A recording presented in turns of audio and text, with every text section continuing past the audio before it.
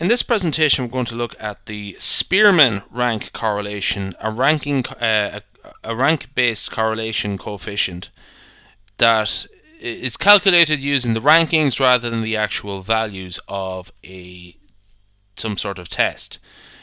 So here we have a couple of items A, B, C, and we have two sets of rankings. So these might be students and two exams or something like that. Student A comes first in test 1 and second in test 2 and so on.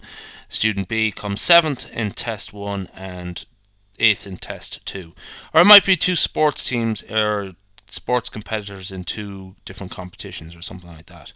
What we're going to do is sort of consider the strength of association between ranking 1 and ranking 2. So if there's a high degree of association, low values will be in ranking 1 will be associated with low values in ranking 2, and conversely high rankings in ranking 1 will be associated with high rankings in ranking 2.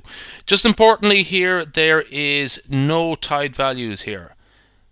There is no tied rankings in this presentation.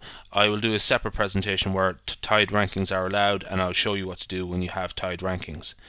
So let's move on. So here's the formula there. The formula for Spearman's rank correlation coefficient, R subscript S.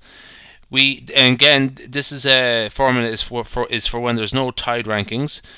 R of S, the subscript S, is to denote that it's Spearman's rank correlation rather than Pearson. So just make a note of that there. That's why we have that subscript S. 1 minus this fraction here, 6 times the sum of D squared. D is the case-wise differences for each ranking. Divide that by N times N squared minus 1. So that's based on the number of items or number of cases. So what we're going to do is fill out this table here. We have the case-wise differences, and what we're going to do is compute the case-wise differences, square them, and later on we're going to sum them up. We're going to pick a direction, so we're going to have ranking 1 minus ranking 2. If we have a direction, just stick with it. So 1 minus 2, we get minus 1. Square that, we get 1. 7 minus 8, minus 1. Square that, we get 1. 6 minus 4, we get 2. Square that, we get 4. 2 minus 1 is plus 1. Square that, we get 1. 4 minus 5 minus 1. When we square that, we get 1. 3 minus 3, 0, 0.